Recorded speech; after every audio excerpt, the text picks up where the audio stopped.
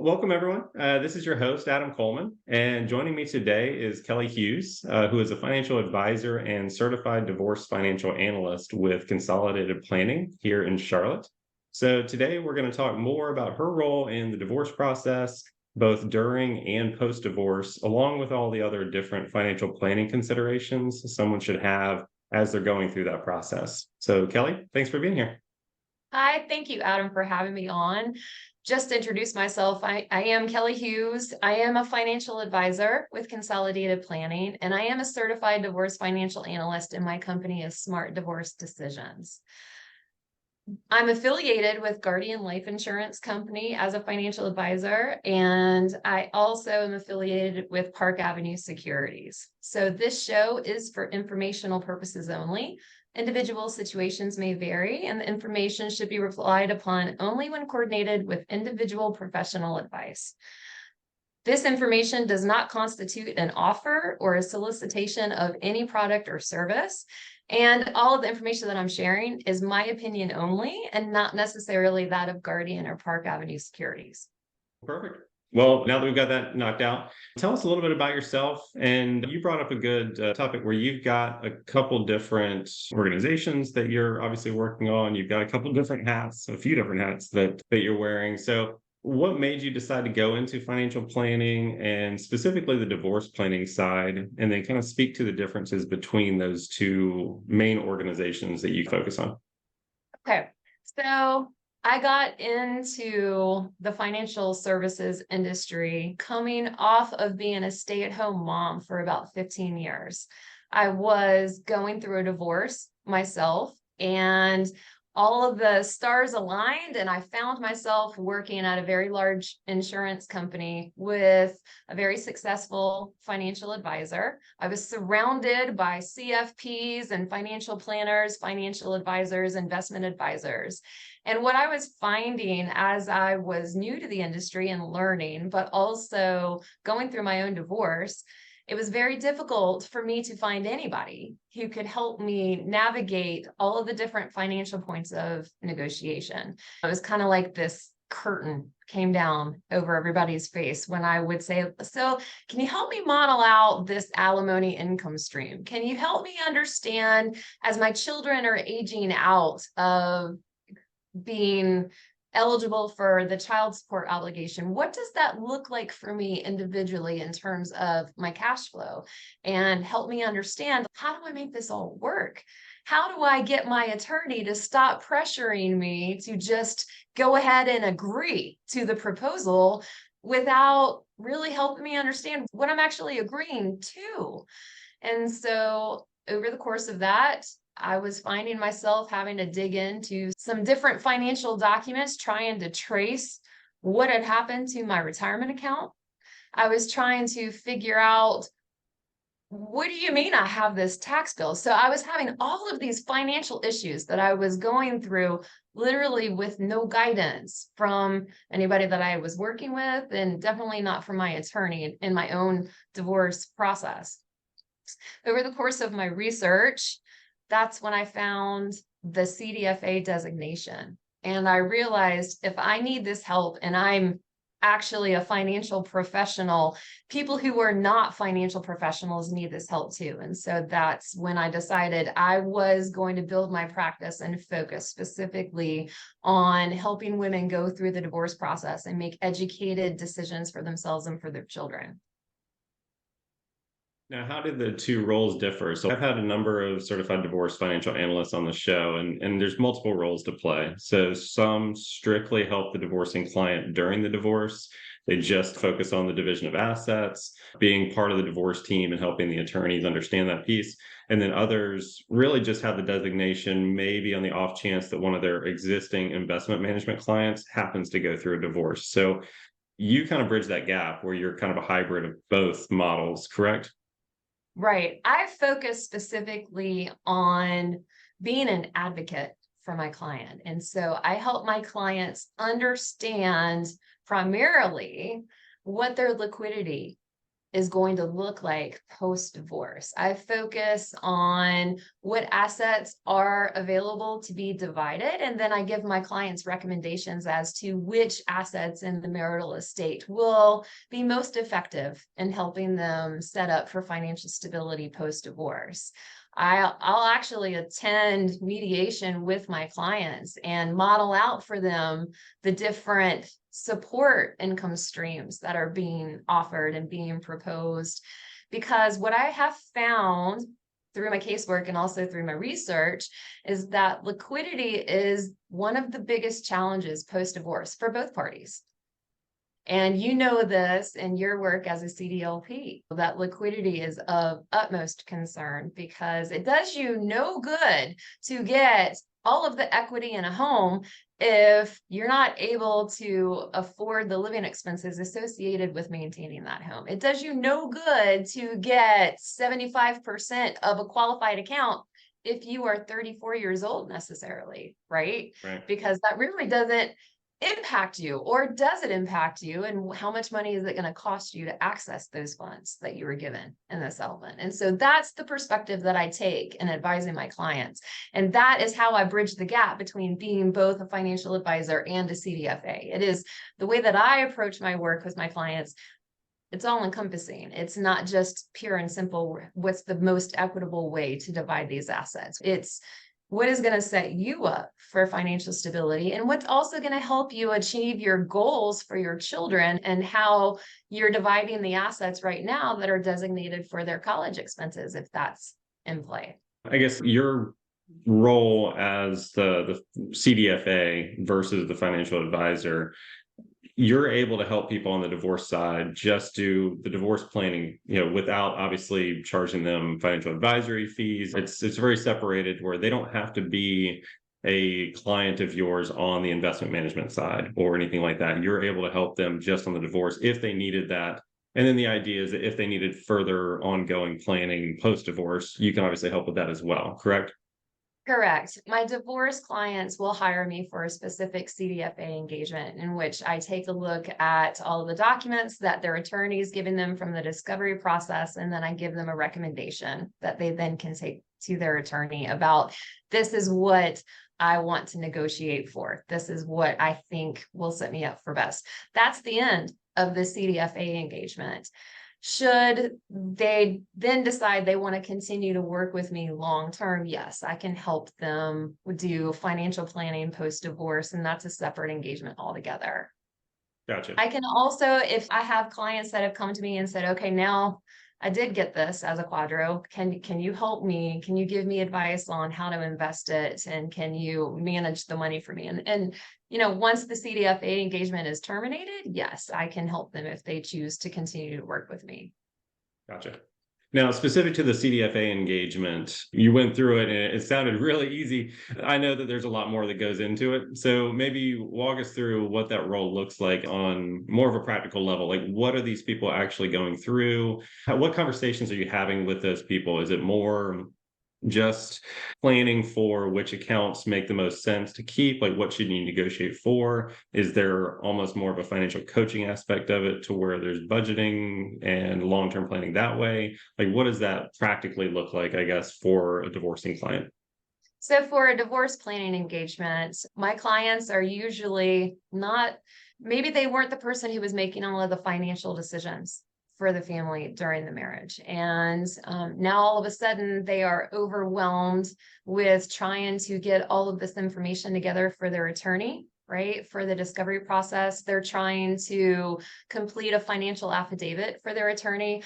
I help them get all of their information organized, and I'll do their financial affidavit for them. Now, lots of times, as you know, when somebody's going through a grief process, which most people going through a divorce are in some way, shape, or form, you're not necessarily in the best emotional place to be your own advocate. And so that's where I can come in and I can help them be an outside pair of eyes. I can take some of the workload off of them and do something that to me is seriously just a spreadsheet, but to them is just overwhelming and one more thing that just is too much to deal with. So I can help them with that.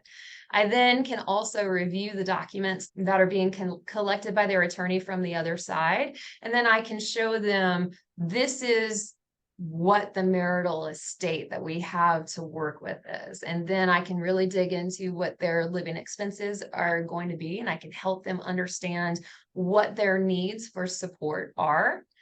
And I can help them take a look at the individual assets in the marital estate and say, this is what I think will set you up for stability given your projected future income, the current level of liquidity that you have to work with, and what your needs going forward are going to be. Because we're not just talking about 6 months from now, we're talking about 6 years from now, right?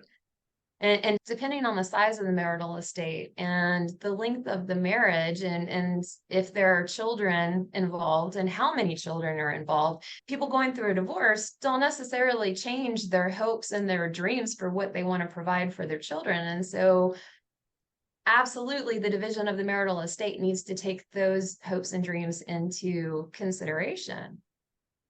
And that's another way that I can help my client advocate for herself and for her kids. Because lots of times, and I know you hear this all the time, my clients come to the situation and they're like, I've got to keep my kids in their same school. I've got to keep my kids in their home because we have to keep life stable for them. Well, sometimes that's not realistic, right? And so I can use modeling software to help my client understand, you could do that right now. And this is what it's going to cost you in terms of your long-term wealth building. So yeah, you could keep your children in their same high school right now, but that could very well result in you needing to go to them when they graduate from college and say, now I can't afford my retirement and I need your help. And is that how you want the situation to play out? Or maybe we can take a different perspective and we can plan for your future as well as for theirs. So it goes obviously well beyond just the division of assets. There's a whole holistic planning approach to that. So what other conversations are you having? Are you getting into some of the risk management piece of it, where we're talking life insurance, disability insurance, maybe estate planning, all the different comprehensive financial planning pieces? Are you able to have those conversations with a client during the divorce, or is that really more something that you kind of get into after the divorce is finalized? So during the divorce planning engagement, I will be taking a look at, especially if it's a situation where support payments are going to be required, I will be taking a look at what kind of protection currently exists.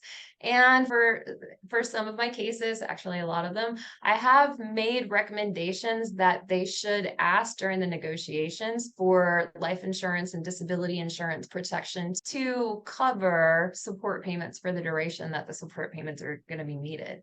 Because let's be honest, if somebody needs an alimony payment and that alimony obligation is not protected, what happens if the ex-spouse passes away, but that person still needed alimony and they're divorced now, and that person isn't necessarily the beneficiary of any existing life insurance? That's a vulnerability for my client. And so I do look from that perspective and make recommendations that way. The same with the disability, I'm assuming, as well. Absolutely. Absolutely.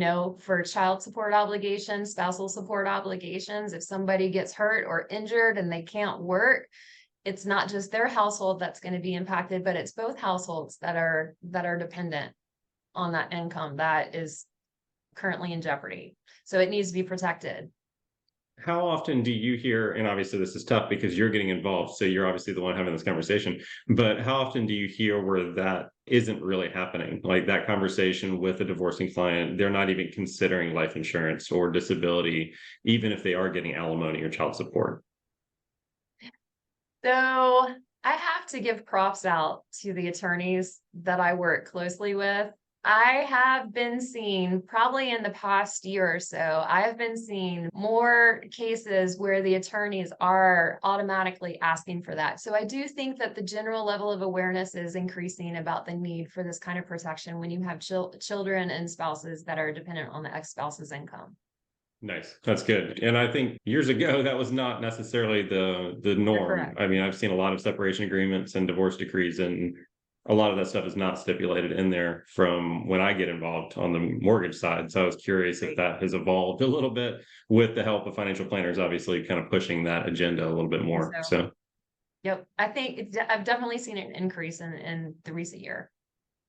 I think that's something that I don't think people just have top of mind. They're like, all right, or we're getting alimony, we're getting child support. We negotiated it. We've got that piece of it done, and then we can move on to something else. And there's not that thought process of like, well, something happens, that's gone. You don't have Right. that to fall back on. It's not a guarantee if that person isn't able to pay, or God forbid something happens to, the ex spouse.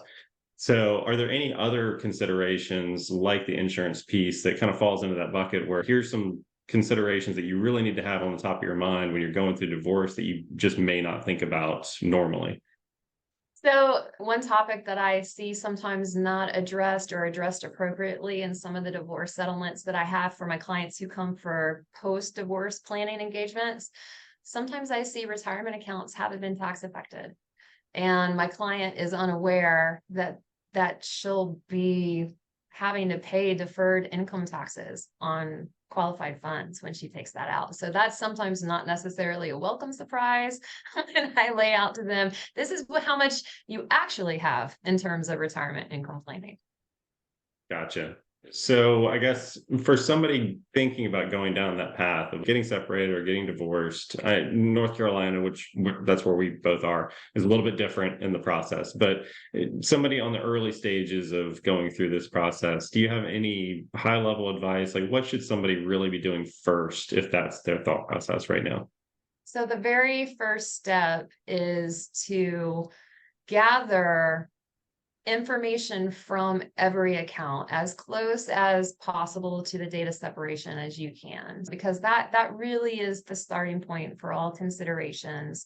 And I find that when people are first separating, sometimes that's when it's easiest to communicate about these things, because most people want each other to be okay usually, and that's when communication is easiest, is right at first, when you're still relatively recently a unit, and you understand there's a lot that we need to unwind and disentangle from each other. And so getting the information as soon as possible for all assets, all accounts, that's my best advice. That makes it easiest.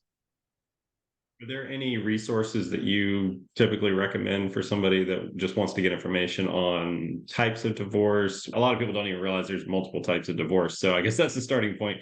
Are there organizations that you recommend or different things that you recommend to people kind of going down that path that are struggling just to even know where to start?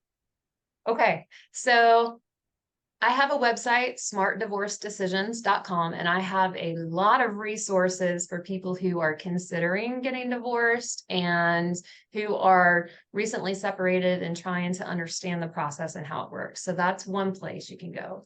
I recommend the institutedfa.org website, and you can locate a certified divorce financial analyst near you from that website. They also have some materials that you can download that help you get started getting yourself organized and making your own priorities about thinking through, okay, what's important to me? What's important to me is the house. What's important to me is the beach house. What's important to me is that the kids stay in their house. Like helping you prioritize. There are some really great resources available on that website. But the other thing that I recommend, getting a good handle from the start of what your living expenses are. If your situation is that you're going to have to find a new place to live, there's a lot that goes into that decision and into that process. And so understanding what your fixed expenses are and when they hit, some expenses are monthly, some are quarterly, some happen on an annual basis. And if you understand both inflows and your outflows, that you're good to go. And that's the best foundation to enter into any negotiations, with a clear understanding of inflows and outflows and when they happen. You have any recommendations on ways to track that? I know there's millions of budgeting apps and Excel spreadsheets and really writing it all on paper. What's kind of your go-to method for people when you're kind of coaching them through that? So the place I always have my clients start, I give my clients access to a personalized website that helps them put it all together and aggregate all of their information. And that's what we use in our work together.